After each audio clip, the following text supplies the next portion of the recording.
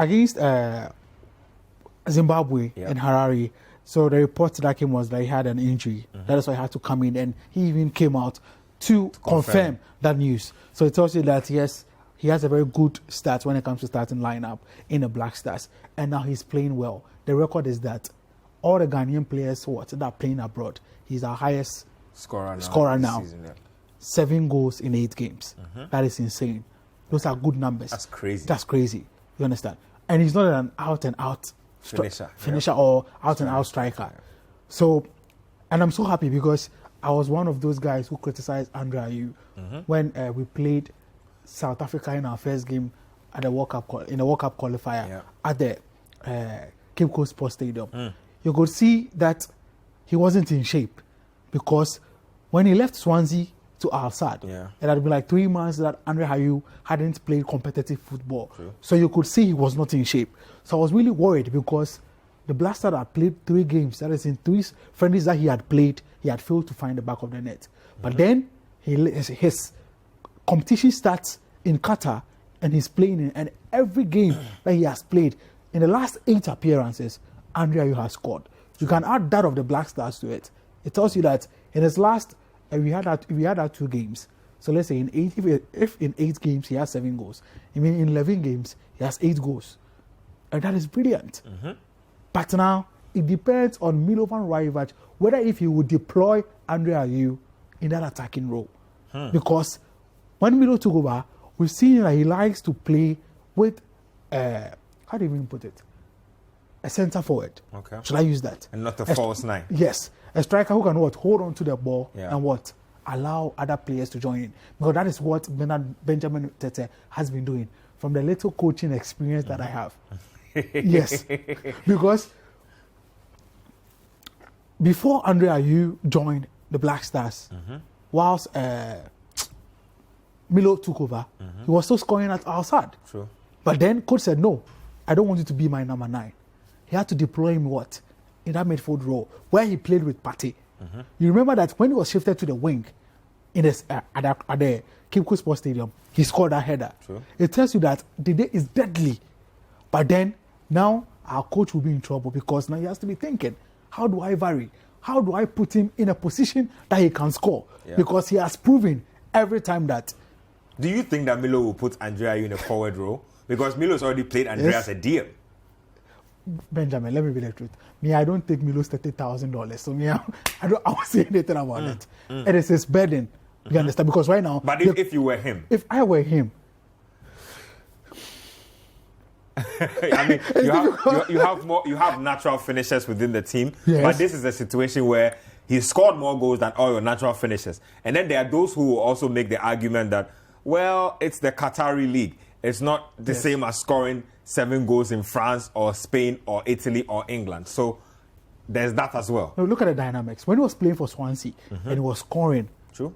He ended up as their top scorer in back-to-back seasons. During that same season, we were playing in the African Cup of Nations qualifier. Sure. Remember he scored against Sudan here? He did.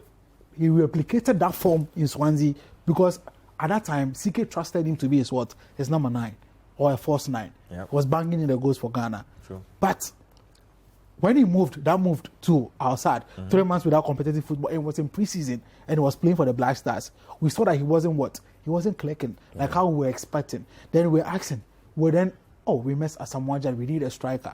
That is when Milo comes in and brings a system that is working. In that system, we've won 2 games. We like to change it. There's this saying, you don't change a winning team. Yeah. So if you want to push Andre forward, the best is whether you allow him to play from the right wing or the left wing, but for him to play as a number 9, I won't subscribe to that. Because the truth is that the Qatari League is different from the African system.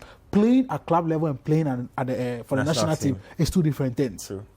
But Andre, with his experience, I know any time that you put him up front, when you pair him with any attacking striker, expect him he will score when he is in top form. Because I know that in our next game, when he continues like this without any injury, Andre is going to score. Sure. Because he proved that at the Cape Coast Sports Stadium when we needed to win badly against Zimbabwe. He scored from a header, the 3rd goal. You get it? He is good in the air. He knows how to shoot. He knows how to also hold the ball and link up with other players. So for me, it's good news that Andre Ayew, our captain, is playing, because as the captain, the leader has to lead. So if our captain is in top form, it goes around. Because when you are coming from your club and you are scoring 7 goals in 8 games, the confidence, the arrogance, that comes along with it. You understand? And Andre Ayew is a big name on the continent. True. So with this form, it puts fear in any team on any position. That is what we've always been crying for. You see, let's talk that he's playing in Qatar. Asamoah was playing in Qatar, but then was playing in Asia. That one was Al Ain is the UAE. UAE. Yeah. But went to the World Cup and set a new record for us, and he was scoring for us consistently. The 2014 World Cup qualifiers. He was the top scorer on the African continent. It was Asamoah, but then he was playing in Asia. Does this put to bed the argument about certain leagues being inferior? No, because we've always made different cases when other players are called up. We say, why are you calling a player from the 3rd tier of this league? Why are you calling a player from the 2nd tier of this league? It sounds like we are making exceptions for certain players, or that's not the situation. So now the thing is that football has really developed. And we, in the case of Ghana, we are way behind. So that is why, let me use this example. Kofi Koji, who plays for Atofo. Last season, he went to Qatar to play for a Division 1 side. Have you seen the transformation? Have you seen, especially with his control and touches? It tells you that the football has developed. And it doesn't matter where you are playing. When Asante Kotoko went for pre-season in Dubai, they were playing against lower tier sides. But you see how they struggle to beat them. So it doesn't matter. Let's use Jojo Walcott of Black Stars. He's going to be our number 1 because according to the coach, because of good scouting, and when he was given a chance, he has what? Impressed. And he plays in the English League 2 for Swindon Town. You understand? When you take a club in the English League 2, the facilities, the exposure, and whatever they have, when they come to the national team, all they need is confidence and adaptation. That is the only thing they need. And the exception that I've made, outside, you have Arsenal legend, that is, help me with this name, it's Santi Cazorla. There's Santi Cazorla in that team. He's the captain of that team, actually, Algeria national team, the player who scored that winning goal in the final, Boulanger, is playing in our side. And when they come to the continent, they are performing. True. You understand? So football has developed.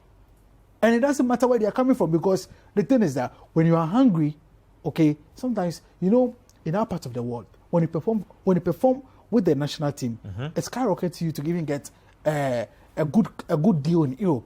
And we've seen that in the years with the likes of Kevin Prince Boateng and Co. and the rest. That is why I'm praying for Abdul Fattah Ishako. Yes, under 20, he performed. But now, if he's able to get a place in the Black Stars, that will propel him to a big shot in Europe. It will. So it doesn't matter where the players are coming from. You